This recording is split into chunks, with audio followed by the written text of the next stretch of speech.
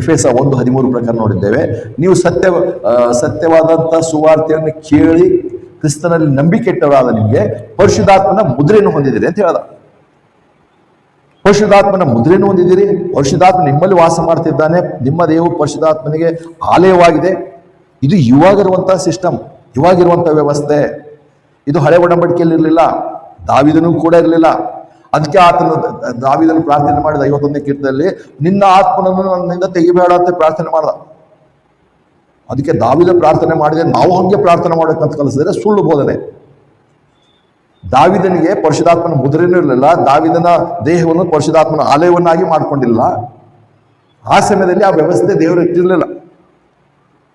ಅದಕ್ಕೆ ಅವಾಗ ಪರಿಶುದ್ಧಾತ್ಮನ ಬರೋದು ಹೋಗೋದಲ್ಲಿ ಕೆಲಸ ಮಾಡ್ತಿದ್ದನು. ಸೌಲನಿಗೆ ನೋಡ್ತೇವಲ್ಲ, ಅದಕ್ಕೆ ನಾನು ಕಳೆದ 2-3 ವಾರ ಸ್ವಲ್ಪ ದಿವಸಗಳಿಂದ ನೋಡಿದೆ. ದಾವೀದ ಕುಣಿದಾಡ್ದ. ವರ್ಷಿಪ್ ಅಂದರೆ ಅವ್ರು ಹೇಳ್ತಾರೆ, ದಾವೀದನು ಡಾನ್ಸ್ ಮಾಡಿಲ್ವಾ? ದಾವೀದ್ ಡಾನ್ಸ್ ಮಾಡೋದಕ್ಕೆ ನಾವು ಡಾನ್ಸ್ ಮಾಡಬೇಕು, ವರ್ಷಿಪ್ ಅಂದರೆ ಡಾನ್ಸ್ ಮಾಡಬೇಕು ಅಂತ ಹೇಳ್ತಾರೆ. ದಾವೀದ್ ಡಾನ್ಸ್ ಒಂದೇ ಮಾಡಲಿಲ್ಲ. ದಾವೀದ ಸೌಲನಿಗೆ ಅಶುದ್ಧಾತ್ಮ ಬಂದಾಗ ದಾವೀದ ಹೋಗಿ ಕಿನ್ನರಿ ಬಾರಿಸ್ತಿದ್ದ. ಕಿನ್ನರಿ ಬಾರಿಸಿದ್ರೆ ಸೌಲನಿಗಿರುವಂಥ ದೆವ್ವ ಬಿಟ್ಟು ಹೋಗ್ತಿತ್ತು, ಅಶುದ್ಧಾತ್ಮ ಬಿಟ್ಟು ಹೋಗ್ತಿತ್ತು. ಈ ಡಾನ್ಸ್ ಮಾಡೋರೆಲ್ಲ ಅದು ಮಾಡ್ಬೇಕಲ್ಲ. ಬರೀ ಡಾನ್ಸ್ ಮಾತ್ರ ಮಾಡ್ತೇವೆ, ಕಿನ್ನರಿ ಭಾಷೆ ದೇವ ಓಡಿಸೋದು ಯಾಕೆ ಮಾಡಲ್ಲ ಇವರು? ಯಾಕಂದ್ರೆ ಇವ್ರು ಬರೀ ಡಾನ್ಸ್ ಮಾಡಬೇಕು, ಸಿನಿಮಾ ಅಲ್ಲಿ ನೋಡಿ ಅದು ಕುಣಿಯೋದು, ಆ ಮ್ಯೂಸಿಕ್ ಬೇಕು ಇವರಿಗೆ, ಅದೇ ಮಾತ್ರ ಮಾಡ್ತೇವೆ. ದಾವೀದ ಕಿನ್ನರಿ ಬಾರಿಸಿ ಸೌಲನಿಗೆ ಕಿನ್ನರಿ ಬಾರಿಸುವಾಗ ಸೌಲನ ಸೌಂಡ್ ಕೇಳಿ ಅವನಿರಂತ ಅಶುದ್ಧಾತ್ಮ ಬಿಟ್ಟು ಹೋಗ್ತಿತ್ತಂತೆ. ಆ ಕೆಲಸನ ಮಾಡ್ಬೇಕು. ಈ ಕುಣಿಯರು ಬೇಡ, ಈ ಕ್ವೈರ್ ಲೀಡರ್, ವರ್ಷಿಪ್ ಲೀಡರ್ ಅಂತಿದ್ರೆ ಅವರೇ ಮಾಡಬೇಕಲ್ಲ ಕೆಲಸ. ಅವರು ಮಾಡಲ್ಲ, ಅದು ವರ್ಷಿಪ್ ಲೀಡರ್. ಸ್ಟೆಪ್ಸ್ ಹಾಕೋದು, ಕುಣಿದಾಡೋದು, ತಿರುಗಾಡೋದು, ಜಂಪ್ ಮಾಡೋದು, ಏನೋ ವರ್ಷಿಪ್ ಮಾಡ್ತಿದ್ದಾರೆ.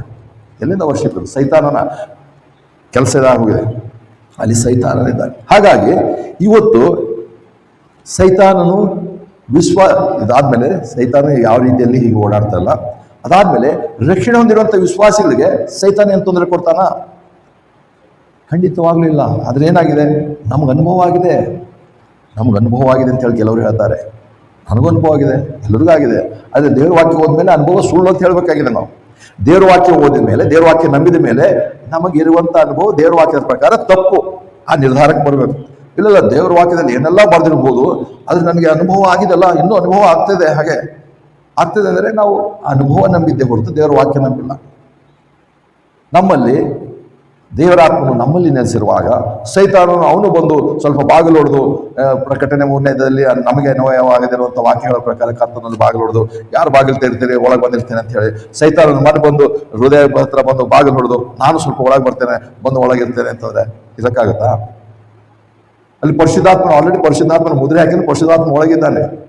ಪರಿಶುದ್ಧಾತ್ಮನ ಜೊತೆಯಲ್ಲಿ ಏನು ರೂಮ್ಮೇಟ್ ಆಗಿ ಸೈತಾನ ಇರ್ತಾನೆ? ಎಲ್ಲರೂ ಪರಿಶುದ್ಧಾತ್ಮನ ಯಾರಿಗೆ ರೂಮ್ಮೇಟ್ ಇಟ್ಕೊಳ್ಳೋದೇ ಇಲ್ಲ. ಸೈತಾನಿಗಂತೂ ಅಂತ ಹೇಳ್ತಾರೆ ಶಕ್ತಿನೇ ಇಲ್ಲ. ದೇವರಾತ್ಮನ ಜೊತೆ ಹೋಗಿ ಸ್ವಲ್ಪ ನಾನು ಇರ್ತೇನೆ ಒಳಗಂತೇಳಿ ಎಲ್ಲಿರಕ್ಕಾಗತ್ತೆ? ಹಾಗಿರುವಾಗ ಇವತ್ತು ಸೈತಾನ್ ವಿಶ್ವಾಸಿ